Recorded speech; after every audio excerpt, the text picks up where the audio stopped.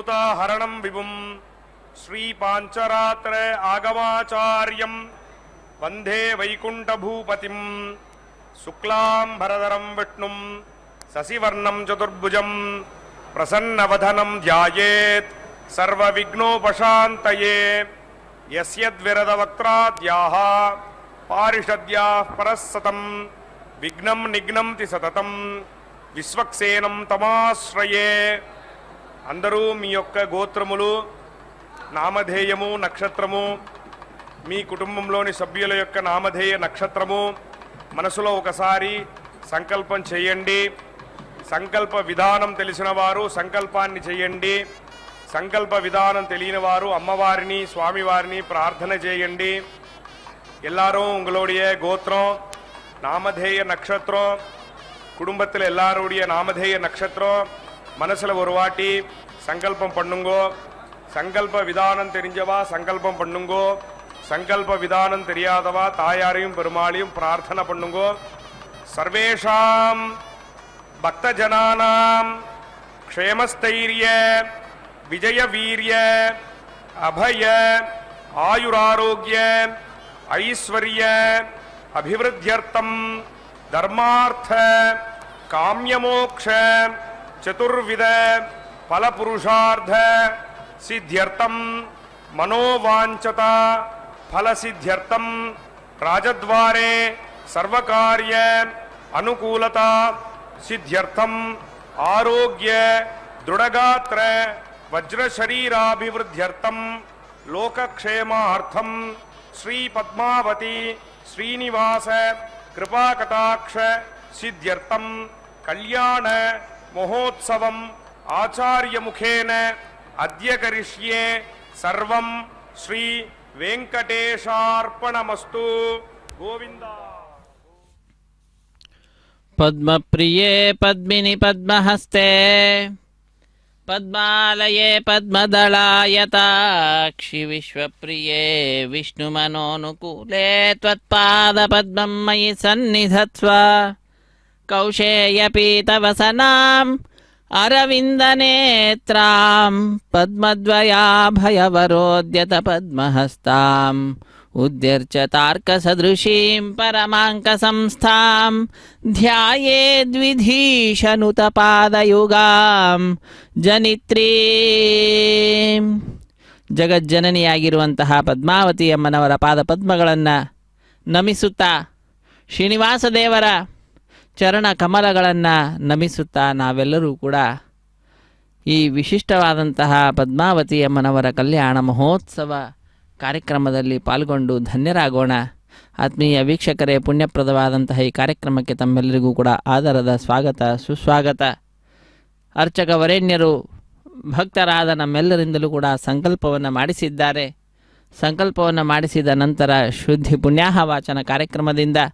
ಪದ್ಮಾವತಿ ಅಮ್ಮನವರ ಕಲ್ಯಾಣೋತ್ಸವ ಕಾರ್ಯಕ್ರಮವನ್ನು ಆರಂಭಿಸ್ತಾ ಇದ್ದಾರೆ. ಅದರಲ್ಲಿ ಕೂಡ ನಿರ್ವಿಘ್ನ ಪರಿಸಮಾಪ್ತಿಗಾಗಿ ವಿನಾಯಕನ ಪೂಜೆಯ ಪರ್ಯಾಯವಾಗಿ ವಿಶ್ವಕ್ಸೇನನ ಆರಾಧನೆಯನ್ನು ಮಾಡಿ ಕಾರ್ಯಕ್ರಮವನ್ನು ಆರಂಭಿಸ್ತಾ ಇರುವಂತಹದ್ದು. ಸ್ಥಳ ಶುದ್ಧಿ, ವಾತಾವರಣ ಶುದ್ಧಿ, ದ್ರವ್ಯ ಶುದ್ಧಿ, ಆತ್ಮಶುದ್ಧಿಗಾಗಿ ನಡೆಸುವಂತಹ ಕಾರ್ಯಕ್ರಮವೇ ಶುದ್ಧಿ ಪುಣ್ಯಾಹ ವಾಚನೆ ಅನ್ನುವಂತಹ ಕಾರ್ಯಕ್ರಮ. ಅದನ್ನು ಸ್ವಸ್ತಿ ಪುಣ್ಯಾಹ ವಾಚನೆ ಎಂಬುದಾಗಿಯೂ ಕೂಡ ಕರೆಯುತ್ತಾರೆ. ಅತ್ಯಂತ ಭಕ್ತಿಯಿಂದ ಶ್ರದ್ಧೆಯಿಂದ ಅರ್ಚಕ ವರೇಣ್ಯರು ಪ್ರಾಣಾಯಾಮಾದಿ ಕೈಂಕರ್ಯಗಳನ್ನು ಮಾಡುತ್ತಾ ಆ ತಾಯಿಯ ಹಾಗೂ ಶ್ರೀನಿವಾಸ ದೇವರ ಕಲ್ಯಾಣ ಮಹೋತ್ಸವ ಕಾರ್ಯಕ್ರಮವನ್ನು ಪಾಂಚರಾತ್ರ ಆಗಮ ಹೇಳಿದ ವಿಧಿವಿಧಾನಗಳನ್ನು ಅನುಸರಿಸುತ್ತಾ ನಡೆಸಿಕೊಡ್ತಾ ಇದ್ದಾರೆ. ನಾವೆಲ್ಲರೂ ಕೂಡ ಭಾಗ್ಯಶಾಲಿಗಳು, ಪುಣ್ಯಜೀವಿಗಳು, ಆ ಭಗವಂತನ ಕೃಪೆಗೆ ಪಾತ್ರರಾದಂತಹ ವ್ಯಕ್ತಿಗಳು ಅನ್ನುವುದರಲ್ಲಿ ಮತ್ತೊಂದು ಮಾತಿಲ್ಲ. ಶುದ್ಧಿ ಪುಣ್ಯಾಹ ವಾಚನ ಕಾರ್ಯಕ್ರಮ ಪರಿಸಮಾಪ್ತಿಯಾದ ನಂತರ ಶ್ರೀನಿವಾಸ ದೇವರ ಬಲಗೈಗೆ ಕಂಕಣ ಧಾರಣೆ, ಪದ್ಮಾವತಿ ಅಮ್ಮನವರ ಎಡಗೈಗೆ ಕಂಕಣ ಧಾರಣೆ, ಶ್ರೀನಿವಾಸ ದೇವರಿಗೆ ಯಜ್ಞೋಪವೀತವನ್ನು ಸಮರ್ಪಣೆ ಮಾಡತಕ್ಕಂತಹದ್ದನ್ನು ಮಾಡಿ ನಂತರ ಕನ್ಯಾದಾನ ಅನ್ನುವಂತಹ ಕೈಂಕರ್ಯವನ್ನು ನಡೆಸಿಕೊಡುತ್ತಾರೆ. ಶ್ರೀನಿವಾಸ ದೇವರಿಗೂ ಹಾಗೂ ಪದ್ಮಾವತಿ ಅಮ್ಮನವರಿಗೂ ಸೇರುವಂತೆ ಉದ್ದವಾದಂತಹ ಪುಷ್ಪ ಮಾಲೆಯನ್ನು ಸಮರ್ಪಣೆ ಮಾಡ್ತಾರೆ. ಮಧ್ಯದಲ್ಲಿ ಹರಿವಾಣ, ಅದರ ಮೇಲೆ ತೆಂಗಿನಕಾಯಿಯನ್ನು ಇರಿಸಿ ಕೈಯಲ್ಲಿ ಮಂತ್ರಾಕ್ಷತೆ ಹಿಡಿದು ಮಂತ್ರಗಳನ್ನು ಉಚ್ಚರಿಸುತ್ತಾ ಕ್ಷೀರದಿಂದ ಅಭಿಷೇಕವನ್ನು ಕಡೆಯಲ್ಲಿ ಮಾಡಿ ಮಂತ್ರಾಕ್ಷತೆಯನ್ನು ಸ್ವಾಮಿಗೂ ತಾಯಿಗೂ ಅರ್ಪಿಸಿ ಆ ಪುಷ್ಪಮಾಲೆಯನ್ನು ತಾಯಿಯ ಸಿಂಹಾಸನದಲ್ಲಿಯೇ ಸಮರ್ಪಿಸಿ ನಂತರ ಅಗ್ನಿ ಪ್ರತಿಷ್ಠೆಯನ್ನು ಮಾಡ್ತಾರೆ. ಮಂಗಳಕರವಾದ ಮಾಂಗಲ್ಯಾದಿ ಪೂಜೆಗಳನ್ನು ಮಾಡಿ ಸ್ವಾಮಿಯ ಕೈಯನ್ನು ಮುಟ್ಟಿಸಿ, ಶ್ರೀನಿವಾಸ ದೇವರ ಕೈಯನ್ನು ಮುಟ್ಟಿಸಿ ಪದ್ಮಾವತಿ ಅಮ್ಮನವರ ಕೊರಳಿಗೆ ಅರ್ಪಿಸುತ್ತಾರೆ ಆ ಮಾಂಗಲ್ಯವನ್ನು. ಅದನ್ನು ಮಾಂಗಲ್ಯ ಧಾರಣೆ ಎಂಬುದಾಗಿ ಕರೆಯುತ್ತಾರೆ. ಹೀಗೆ ಕಲ್ಯಾಣ ಮಹೋತ್ಸವ ಅನ್ನುವಂತಹ ಕಾರ್ಯಕ್ರಮ ಬಹಳ ವೈಭವದಿಂದ ಪಾಂಚರಾತ್ರ ಆಗಮ ಹೇಳಿದ ವಿಧಿವಿಧಾನಗಳನ್ನು ಅನುಸರಿಸುತ್ತಾ ಆಚರಿಸಲ್ಪಡುತ್ತದೆ. ಇಂತಹ ಕಾರ್ಯಕ್ರಮವನ್ನು ಸಕಲ ವೇದಗಳ ಆಗಮಗಳ ಅಭಿಮಾನಿನಿಯಾದಂತಹ ತಾಯಿ ತನ್ನ ಈ ಸಂದರ್ಭದಲ್ಲಿ ವೇದ ಪಂಡಿತರಿಂದ ವೇದ ಪಾರಾಯಣ ರೂಪವಾದ ಸೇವೆಯನ್ನು ಪಡೆದುಕೊಳ್ಳುತ್ತಾಳೆ. ಸುಗಂಧ ಭರಿತವಾಗಿರತಕ್ಕಂತಹ ಗಂಧವನ್ನು ಸಮರ್ಪಣೆ ಮಾಡತಕ್ಕಂತಹದ್ದು ಅಷ್ಟೇ ಅಲ್ಲ, ಅರಿಶಿಣ ಕುಂಕುಮಾದಿಗಳನ್ನು, ಸುಗಂಧ ದ್ರವ್ಯಗಳನ್ನು, ಸುಮಂಗಳ ದ್ರವ್ಯಗಳನ್ನು ಕೂಡ ಇರಿಸಿ ಪೂಜೆಯನ್ನು ಸಲ್ಲಿಸ್ತಾ ಇರುವಂತಹ ದೃಶ್ಯ ನಾವೆಲ್ಲರೂ ವೀಕ್ಷಿಸ್ತಾ ಇದ್ದೇವೆ. ಸಕಲ ವೇದಗಳ ಆಗಮಗಳ ಅಭಿಮಾನಿನಿ ತಾಯಿ ಪದ್ಮಾವತಿ ನಮ್ಮೆಲ್ಲರಿಗೂ ಕೂಡ ವೇದ ಪಾರಾಯಣ ರೂಪವಾದಂತಹ ಸೇವೆಯನ್ನು ಸ್ವಾಮಿಗೆ ವೇದ ಪಂಡಿತರು ಸಮರ್ಪಣೆ ಮಾಡ್ತಾ ಇದ್ದರೆ ಅದನ್ನು ಕೇಳುವ ಭಾಗ್ಯವನ್ನು ಕಲ್ಪಿಸಿಕೊಡ್ತಾ ಇದ್ದಾಳೆ. ಆದ್ದರಿಂದ ನಾವೆಲ್ಲರೂ ಕೂಡ ಆ ವೇದ ಪಾರಾಯಣವನ್ನು ಕೇಳುತ್ತಾ ತಾಯಿಯ ಹಾಗೂ ಸ್ವಾಮಿಯ ನಾಮವನ್ನು ಉಚ್ಚರಿಸುತ್ತಾ ಪದ್ಮಾವತಿ ಹೃದಯವಲ್ಲಭ ಗೋವಿಂದ ಗೋವಿಂದ ಎಂಬುದಾಗಿ ಇಬ್ಬರನ್ನು ಸೇರಿಸಿಯೇ ಸ್ಮರಿಸುತ್ತಾ ವಿಷ್ಣುನ ಸಹಿತಾಧ್ಯಾತ ಸಾಹಿತುಷ್ಟಿಂ ಪರಾಂ ವ್ರಜೇತ್, ಭಗವಂತನಿಂದ ಕೂಡಿಕೊಂಡು ಸ್ತುತಿಸಿದ್ದು ಅಂತಾದರೆ ತಾಯಿಗೆ ಬಹಳ ಆನಂದ. ಆದ್ದರಿಂದ ಆ ಕಾರ್ಯವನ್ನು ನಾವು ಮಾಡುತ್ತಾ ಈ ಸಮಯವನ್ನು ಸಾರ್ಥಕಪಡಿಸಿಕೊಳ್ಳೋಣ. ನಮಃ ಪದ್ಮಾವತ್ಯೈ ಪದ್ಮಾವತಿ ಹೃದಯವಲ್ಲಭ ಗೋವಿಂದ ಗೋವಿಂದ. ಪವಮಾನಸ್ವರ್ಜನಃ ಪವಿತ್ರೇಣ ವಿಚರ್ಷಣಃ ಯಃ ಪೋತಾ ಸ ಪುನಾತು ಮಾ ಪುನಂತು ಮಾದೇ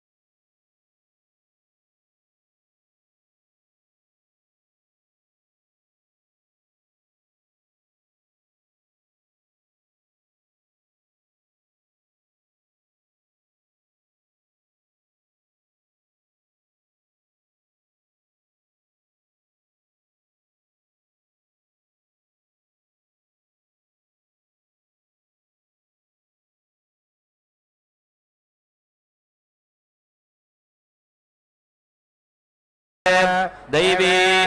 स्वस्तिरस्तु नः स्वस्तिर्मानुषेभ्यः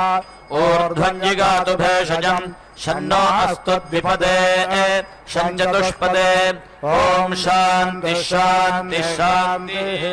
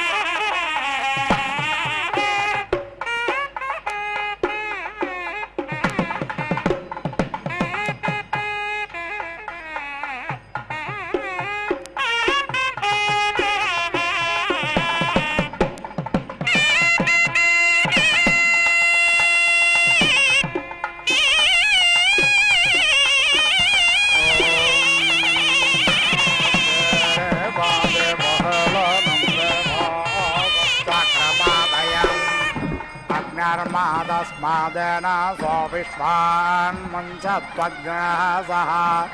यदिदेवायदिनक्कमेणाग्नसि चक्रमा वयम् वायुर्मातस्मादेन सो विश्वान्मुञ्चत्वग्नः सः यद्जाग्रत्यदि स्वप्नेनाग्नसि चक्रमा वयम् सूर्यो मातस्मादेन सो विश्वान्मुञ्चत्वग्नः सः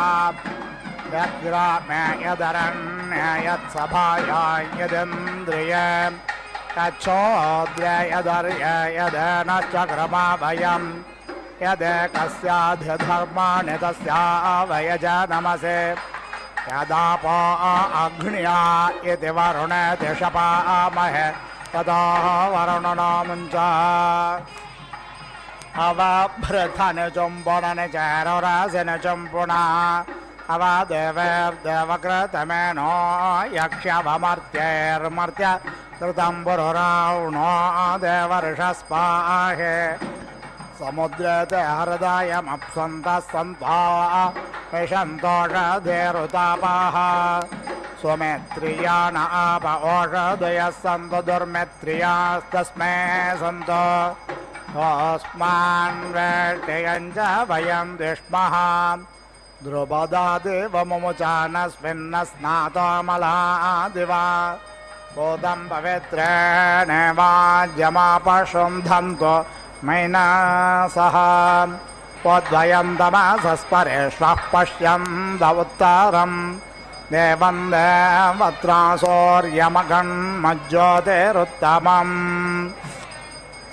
अपो अद्यान्वाचारिषज्ञारसेन समासृक्ष्महे पयस्वानग्न आगमन्दं मासग्रस्रजवर्चसा प्रजया च धनेन च यथोऽस्यधिषेमहे समिदसितेजो मयि धेः समावर्त्य पृथिवे समुषा समसूर्यः समो विश्वमिदं जगत् वैश्वानरज्योतिर्भूयासं विभून् कामान् व्यष्णवे भो स्वाहा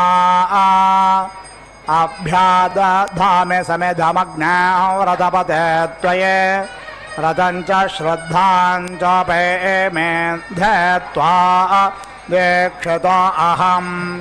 यत्र ब्रह्म च क्षत्रं च सम्यं च उचरादः सः तल्लोकं पुण्यं प्रज्ञेशं यत्र देवाः सहाग्निना यत्रेन्द्रश्च वायुश्च सम्यं च उचरादः सः तल्लोकं पुण्यं प्रज्ञेशं यत्र सेदिर्न विद्यते अग्नेषुनाः ते अग्नेषः पृच्छतां परोषा परोः गन्धस्ते सोमामवधु मदाय रसो अच्युतः सिञ्चन्ति परे सिञ्चन्त्युत्सञ्चन्ति पुनन्ते च सुराये बभ्रुवै मदे किं त्ववादति किं त्वः दानावन्तं करम्भिनामपोपवन्तमुग्धिनम् इन्द्रप्रातर्जोषस्वनः बृहदिन्द्राय गायतमरोदो वृत्रहन्तमम् येन ज्योतिरजनयन् वृतां वृधो देवं देवाय जाग्रेभ्ये अध्वर्यो अद्रेभ्यः सुदग्ना सोमं पवित्र आनय पुनेहेन्द्राय पातवे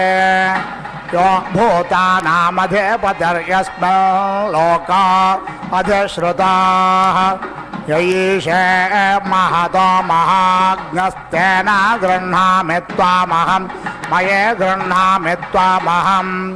उपयामगृहेतोऽस्यश्वेभ्यां त्वा सरस्वत्यै त्वेन्द्राय त्वा सुत्राम्ने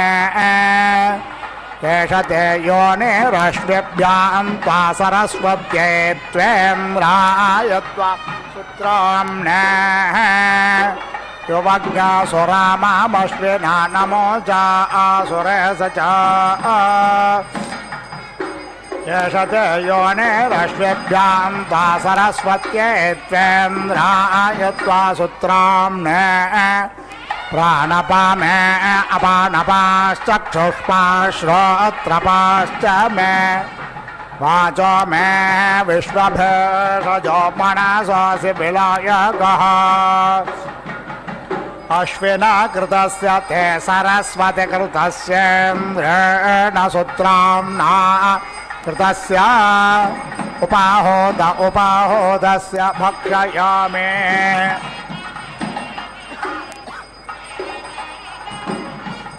समेद्ध इन्द्र उषस मनेक पुरोरुचा पूर्वकृत्वा वृधानः प्रभर्देवेस्त्रज्ञशता वज्राबाहुर्जघान रुद्रं विदुरोववार नाराशग्नसः प्रदेशो रोमिमानस्तनो नपात् प्रदेयज्ञस्य धामान् गोभर्हवपावान् मधो नासमञ्जन्यरण्यश्चन्द्रे यजति प्रचेताः एलितो देवैर्हरे वां अभिष्टिराजुक्वानो हवेषाशर्धमानः पुरन्दरो गोत्रभिद्वज्राबाहुरायातु यज्ञमुपनो जुषाणः जुषाणो बर्हिर्हरे वां न इन्द्रः प्राचेनग् सेदत्प्रदिशा पृथिव्याः पुरप्रथा प्रथमानग्स्य नमादित्ये रक्तं वसुभिः सजोषाः पुरप्रथा प्रथमानग्स्य नमादित्ये रक्तं वसुभिः सजोषाः इन्द्रं दोरः कवश्यो धावमाना वृषाणयन्तु जनाय स्वपत्नेः द्वारो देवेरभितो विश्रायन्ताग् सुवीरा वीरं प्रथमानामहोभिः उषासा नक्ता बृहते बृहन्तं पयस्वती सुदुघेशोरमिन्द्रम् तन्तुं ततं पेषसा संवयन्ते देवानां देवयजदस्वरुक्मे देव्यामिमानामनोषः पुरुत्र होदार इन्द्रं प्रथमा सुवाचा मूर्धन्यज्ञस्य मधोना दधाना प्राचीनं ज्योतिर्हविषा वृधातः तिस्रा देवैर्हविषा वर्धमाना इन्द्रं जुषाणा जनायो न पत्नेः अच्छन्नान्तं तं पयसा सरस्वतीला देवी भारते विश्वतोक्तेः त्वष्टादधच्छुष्ममिन्द्राय वृष्णपाकोचष्टयशसे पुरोणे वृषाय जन्वृषणं भोरेरेतामूर्धन्यज्ञस्य समानत्वदेवान् वनस्पतिरवसृष्टो न पाशेस्मन्यासमञ्जञ्छमितान देवः इन्द्रस्य व्यर्जठरं प्रणानस्वदाति यज्ञं मधुना घृतेन स्तोगानामिन्दं प्रतेशोर इन्द्रो वृषायमानो वृषभस्तुराषाड् घृतप्रुषा मनसा मोदमाना स्वाहा देवा अमृता मादयन्ताम् आयात्इन्द्रो वस उपनयिहस्तुतः स धमादस्तु शूरः वावृधानस्तवेषेर्यस्य पूर्वेर्द्यौर्नक्षत्रमभिभूति पुष्यात् आन इन्द्रो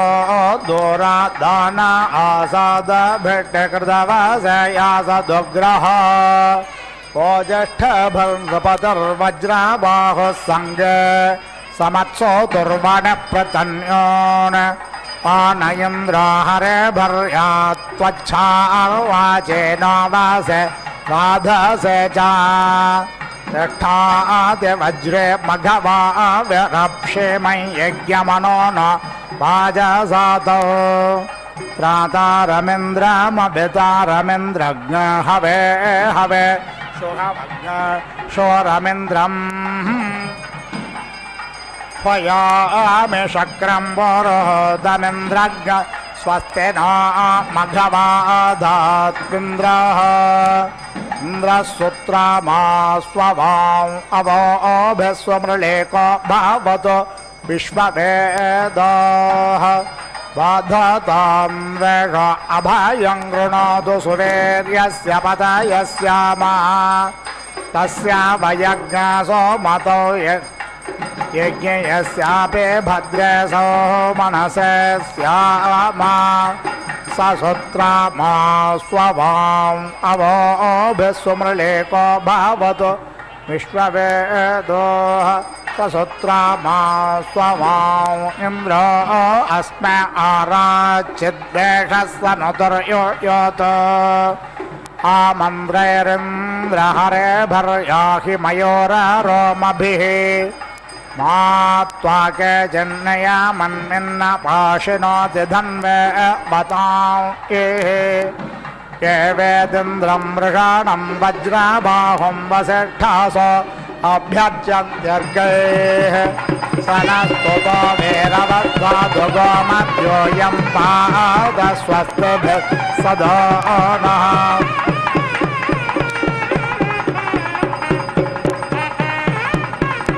सवेद्गो अग्निरश्विना तप्तो घर्मो विराट् सुतः दुहे धेनुः सरस्वती सोमज्ञ शुक्रमिहेन्द्रियम् तनोपाभिगजा सुतेष्विनो भा सरस्वती मध्वारजाज्ञसेन्द्रियमिन्द्राय पथभर्वहान् इन्द्रायेन्दुर्य सरस्वती नराशज्ञसेन अग्नहुम् अधादामश्विना मधु भिषजा सुते आजुह्वाना सरस्वतीन्द्रायेन्द्रियाणि वीर्यम् इलाभिरश्विना युषज्ञसमोर्यज्ञसज्ञारयन्दधो अश्विना नमो च सुतज्ञ सोमज्ञ शुक्रं परिश्रुता सरस्वती तमा भारद्बर्हिषेन्द्राय पातवे कवश्योणो यचस्वतेरश्वेभ्यान्न दुरोदिशाः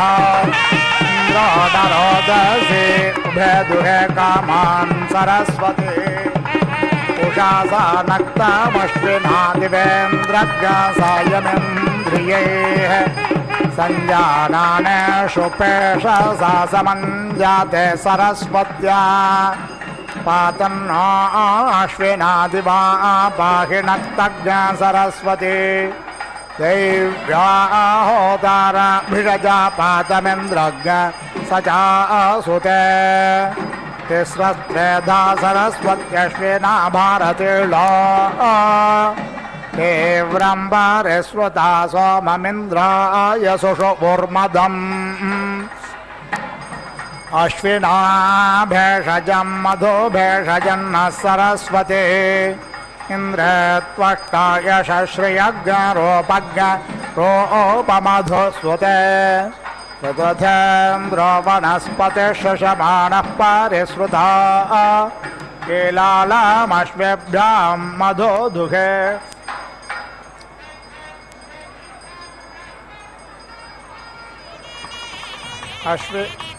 तिस्रस्त्रेधा सरस्वत्यश्विना भारतीलो तीव्रं परिश्रुता सोममिन्द्राय सुषुपुर्मदम् अश्विना भेषजं मधु भेषजन्नः सरस्वती इन्द्रे त्वष्टा यशश्रियज्ञरोपज्ञ रोपमधुसुते ऋतुथेन्द्रो वनस्पतिशशमानः परिश्रुता कीलालमश्वेभ्यां मधुदुहे धेनुः सरस्वती गोभिर्न सोममश्विना मासरेण परिश्रुता समाधातज्ञ सरस्वत्या स्वाहेन्द्रे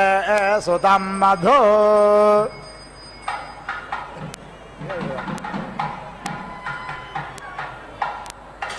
अश्विना हविरेन्द्रियन्नमोचर्धिया सरस्वती आशुक्रमाः सुरात्वसो मघमिन्द्राय जभ्रिरे यमश्विना सरस्वती हविषेन्द्रमवर्धयन् सबिभेदबलं मघन्नमोचा आसुरे स च तमिन्द्रं वसवः स चाश्विनोभा सरस्वती तथा अभ्यानोषत हविषा यज्ञ इन्द्रियैः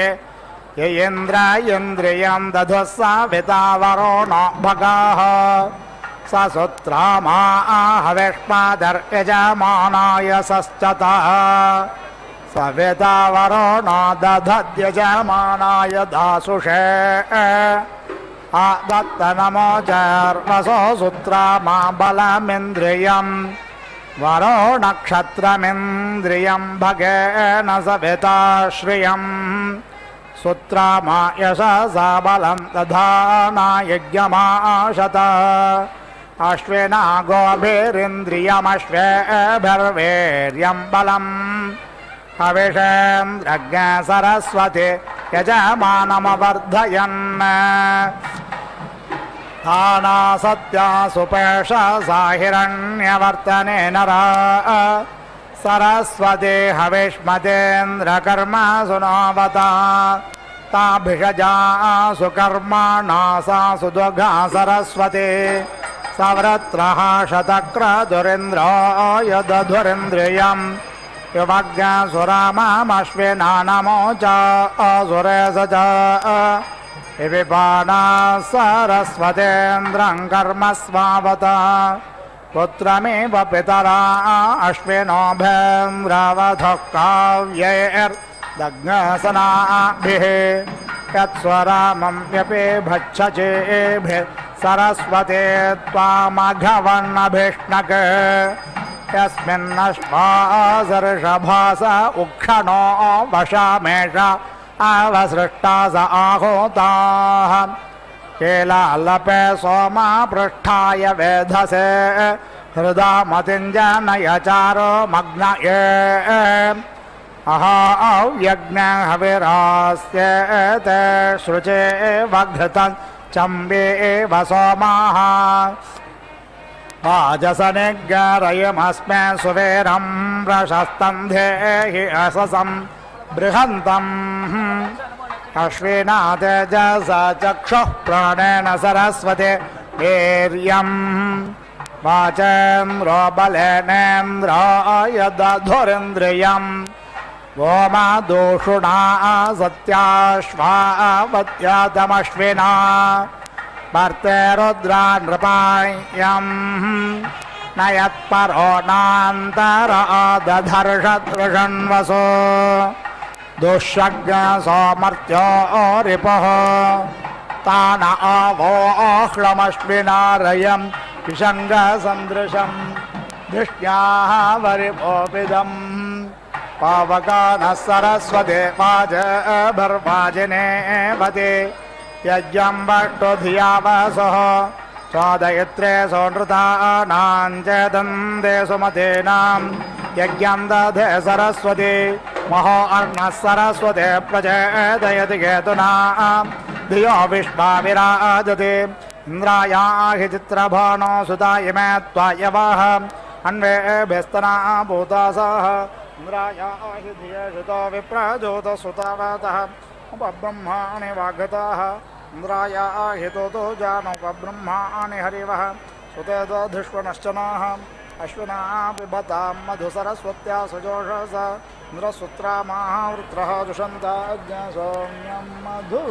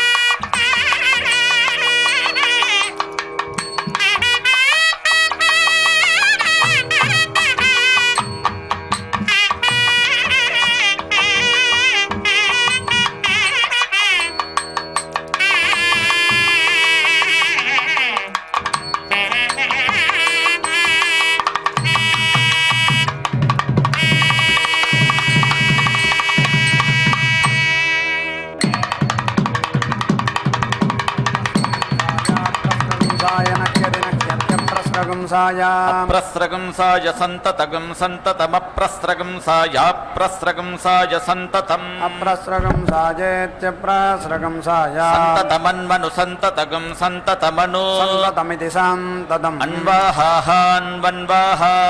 प्राणानां प्राणानामाह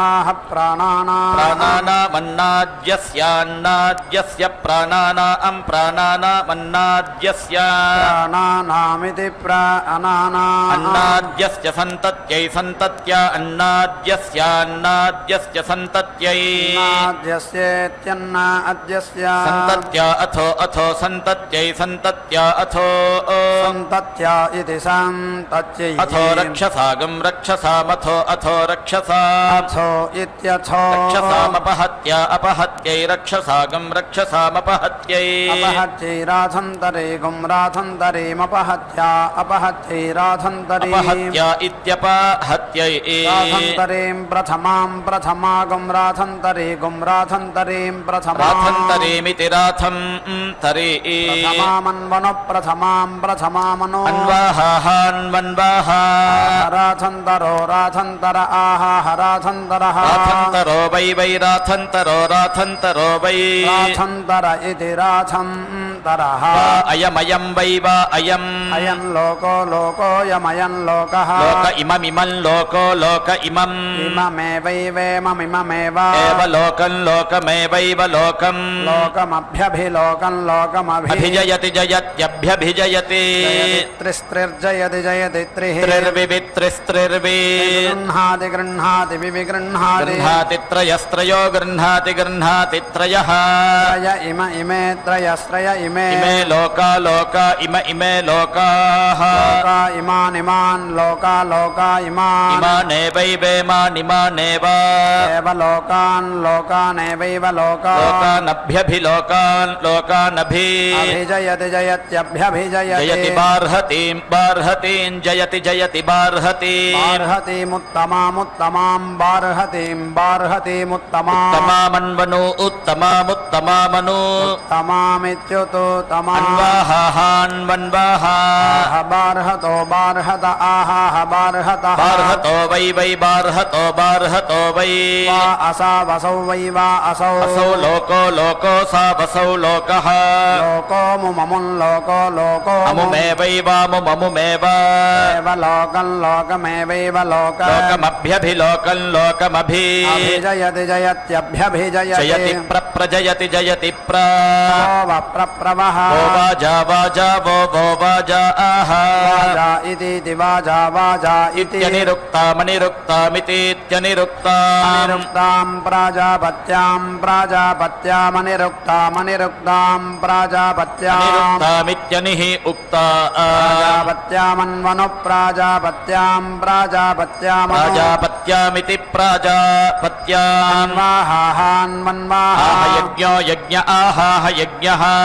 वै वै यज्ञो यज्ञो वै वै प्रजापतिः प्रजापतिर्वै वै प्रजापतिः प्रजापतिर्यज्ञं यज्ञं प्रजापतिः प्रजापतिर्यज्ञ प्रजापतिरिति प्रजापतिः यज्ञमेवैव यज्ञं यज्ञमेव एव प्रजापतिं प्रजापतिमेवैव प्रजापतिम् प्रजापतिमा प्रजापतिं प्रजापतिमा प्रजापतिमिति प्रजापतिम् आरभते रभत आरभते रभते प्रप्ररभते रभते प्र वो वः प्रप्रवः वो वाजा वाजा वो वाजा आहा वाजा इति वाजा वाजा इति इत्यन्वन्वितीत्यनु अन्वाहान्वन्वाहा आहान्नमन्नमाहान्नम् अन्नं वै वा अन्नमन्नं वै वाजो वाजो वै वै वाजः वाजोन्नमन्नं वाजो वाजोन्नम् अन्नमे वै वान्नमन्नमेव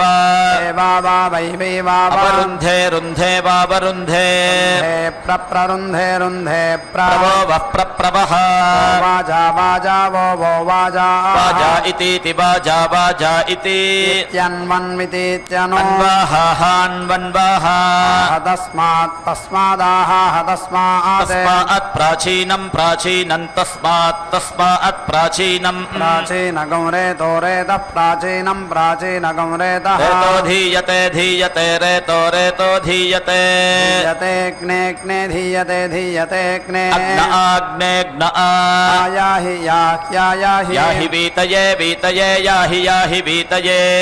वीतय इति वीतये वीतय इति इत्याह हेतीत्याह तस्मात् तस्मादाह तस्मात् तस्मात् प्रतीचि इह प्रतीचिस्तस्मात् तस्मात् प्रतीचि इहि प्रतीचे प्रजा प्रजा प्रतीचे प्रतीचे प्रजा प्रजा जायन्ते जायन्ते प्रजाः प्रजा जायन्ते प्रजा इति प्रजा जायन्ते प्रजायन्ते जायन्ते प्रवो व प्रवः वाजा वाजा वो वाजा आह वाजा इति वाजा वाजा इति इत्यन्वन्वितीत्यनु मन्वाहान्मन्वाहा आहमासा मासा आह हमासा आह मासा वै मासा वै वै वाजा वाजा वै वाजा आह वाजा अर्धमासा वाजा वाजा अर्धमासाः अर्धमासा अभिद्यवोऽर्धमासा अर्धमासा अभिद्यवः अर्धमासा इत्यर्धमासाः अभिद्यवो देवा देवा अभिद्यवो देवाः अभिद्यव इत्यभिद्यवः देवा हविष्मन्तो देवा देवा हविष्मन्तः हविष्मन्तो हविष्मन्तो गौर गौर्घृताची घृताची गौर्घृताची घृताचे यज्ञो घृताचे यज्ञः यज्ञो देवान् यज्ञो देवान् देवान् जिगाति देवान् जिगाति यजमानो जिगाति यजमानः यजमानस्वं नयुर्यजमानो यजमानस्वं नयुः नयुरिदमिदगं सुम्नयुः नयुरिति सुम्नयुः इदमस्य सीदमिदमसि सीदमिदमस्य इदमस्य सीदमिदमसि असीतीत्यस्य सीति इत्येवैवेतीत्येव यज्ञस्यैवैव यज्ञस्य यज्ञस्य प्रियं यज्ञस्य प्रियं प्रियं धाम प्रियं धाम धामा वा रुन्धे वावरुन्धे रुन्धेयं रुन्धेयं यं कामयेत यं कामयेत सर्वं कामयेत सर्वं सर्वमायुरायुः सर्वमायुः आयुर्यादि यादायुरायुर्यात् यादिति यादिति इति तस्येति तस्य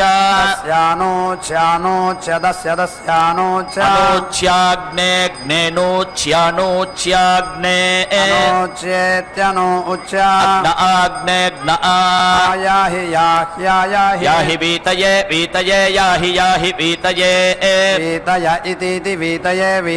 इति सन्ततगं सन्ततमिति सन्ततं सन्ततमुत्तरगं सन्ततमिति सन्ततम् उत्तरमर्धर्चमुत्तरमुत्तरमर्धर्च उत्तरमित्युत्तरम् अर्धर्चमित्यर्ध ऋचम् आलभेत प्राणेन लभेत प्राणेन प्राणेनैव प्राणेनेति प्राणेन एवास्यापानमपानमस्यापानम् अपानन्दाधारदाधारापानमपानन्दाधारा पानमित्यपानम् दाधार सर्वगं सर्वं दाधार सर्वं सर्वमायुरायुः सर्वगं सर्वमायुः आयुरेत्येत्यायुरायुरेति यो य एत्येति यः यो वै रत्निमरत्निं वै वा अरत्निम् अरत्निगं सामिधेनीनागं सामिधेनीनामरत्निमरत्निगं सामिधेनीनां वेद सामिधेनीनागं सामिधेनीनां वेद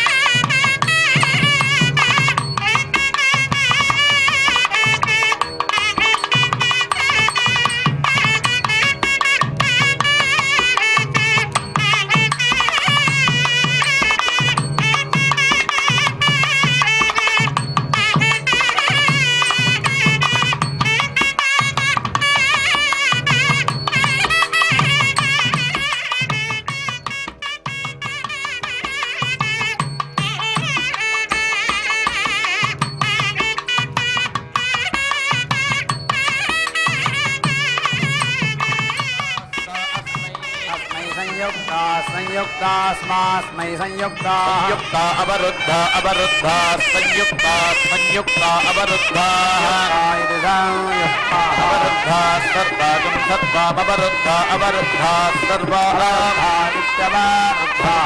सर्वामाशिषमाशिषगं सर्वागं सर्वामाशिषम् आशिषं दुग्रे दुग्राशिषमाशिषं दुग्रे आशिषमित्या आशिषं दुग्रायति दुग्रे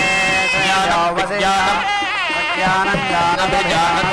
संकल्पमानं प्रकल्पमानं प्रकल्पमानमुपक्लुप्तं क्लुप्तं श्रेयोपसीय आयत् सम्भूतं भूतं चित्रः केतुः प्रभानाभान् सम्भान्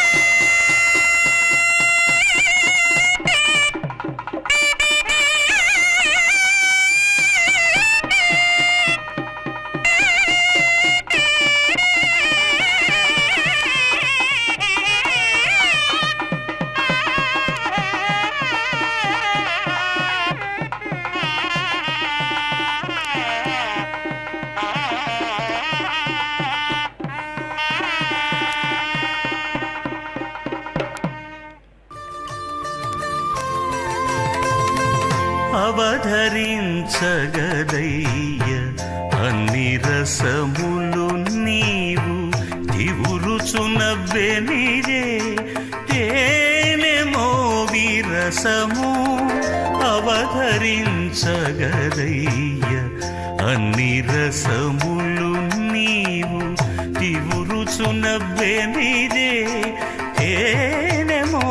విరసము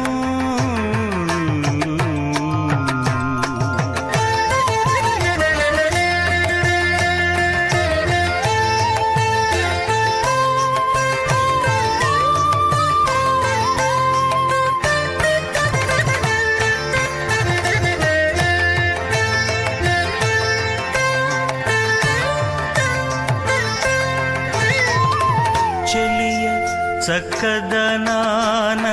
శృంగార రసము వెలయ బొమజంకెనల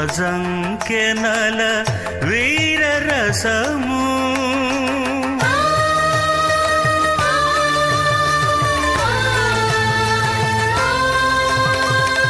చెలియ చక్కదనాన శృంగార రసము వెలయ బొమజంకెనల వీర రసము కలయురతి కాంక్షలను కరుణారసము కలయు రతి కాంక్షలను కరుణారసము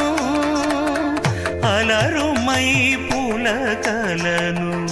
అద్భుత రసం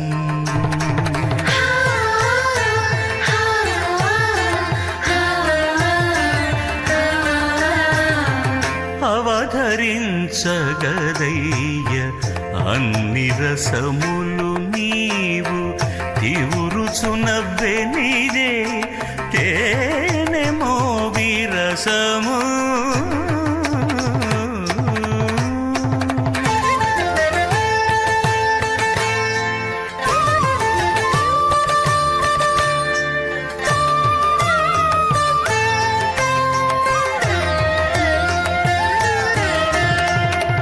తరుణి తరుణి సరసములను తగు హాస్యరసము పరుషంపు విరహాన భయరసంబు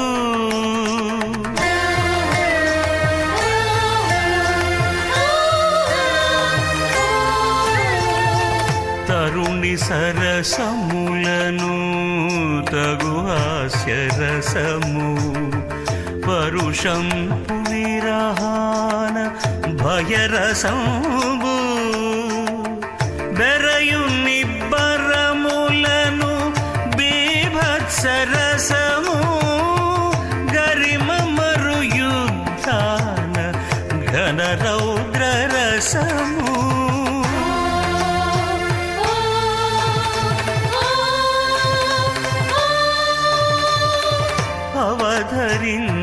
అవధరించగదయ్య అన్ని రసములు నీవు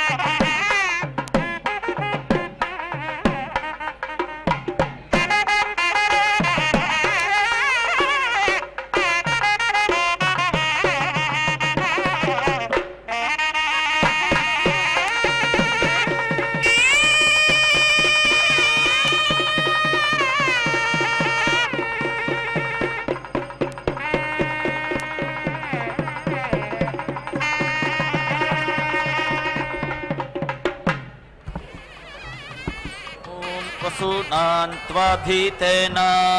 प्राणमूर्म्या आदित्यानां तेजसा तेषां देवानां क्रतुना मरुतामेम्ना जुहोमि स्वाहा अभिभूतिरहमागमम् इन्द्रसखा स्वायुधः स्वासासु दुष्टः इदं वर्चो अग्निना दत्तमागात् भर्गः सह ओजो बलं च दीर्घायुत्वाय शतशारदाय गृह्णामि महते वीर्याय आयुरसि विश्वायुरसि सर्वायुरसि सर्वमायुरसि सर्वं आयुर्भूयात् सर्वमायुर्गेश भूर्भुवः सुवः धर्मेणान्नादः मृत्युर्धर्मेणान्नपतिः क्षत्रज्ञ स्वाहा प्रजापतिः प्रणेता बृहस्पतिः पुरयेता यमः पन्थाः यमाः पुनरसु स्वाहा अग्निरन्नादोन्नपतिः राज्यमस्मिन् यज्ञे यजमानाय ददातु स्वाहा सोमो राजा राजपतिः पतिः राज्यमस्मिन् यज्ञे यजमानाय ददातु स्वाहा करुणः सम्राट् सम्राट्पतिः राज्यमस्मिन् यज्ञे यजमानाय ददातु स्वाहा मित्रः क्षत्रं क्षत्रपतिः क्षत्रमस्मिन् यज्ञे यजमानाय ददातु स्वाहा इन्द्रो बलं बलपतिः बलमस्मिन् यज्ञे यजमानाय ददातु स्वाहा बृहस्पतिर्ब्रह्म ब्रह्मपतिः ब्रह्मास्मिन् यज्ञे यजमानाय ददातु स्वाहा सविता राष्ट्रगं राष्ट्रपतिः राष्ट्रमस्मिन् यज्ञे यजमानाय ददातु स्वाहा उषादिशां बिट्पतिः यमस्मिन् यज्ञे यजमानाय ददातु स्वाहा सरस्वती पुष्टिः पुष्टिपत्नी पुष्टिमस्मिन् यज्ञे यजमानाय ददातु स्वाहा अष्टापशूनां मिथुनानागं रोपकर्द्रोपपतिः रूपेणास्मिन् यज्ञे यजमानाय पशून् ददातु स्वाहा यो दीक्षामतिरेचयति सप्ताहं प्रचरन्ति सप्तवैशीर्षण्याः प्राणाः प्राणादीक्षा प्राणैरेव प्राणादीक्षामवरुन्धे पूर्णाहुतिमुत्तमाञ्जुहोति सर्वं वै पूर्णाहुतिः सर्वमेवाप्नोति अथो इयं वै पूर्णाहुतिः अस्यामेव प्रतितिष्ठति ॐ नारायणाय विद्महे वासुदेवाय धीमहि तन्नो विष्णुः प्रचोदयात् स्वाहा ॐ महादेव्यै च विद्महे विष्णुपत्न्यै च धीमहि तन्नो लक्ष्मीः प्रचोदयात् स्वाहा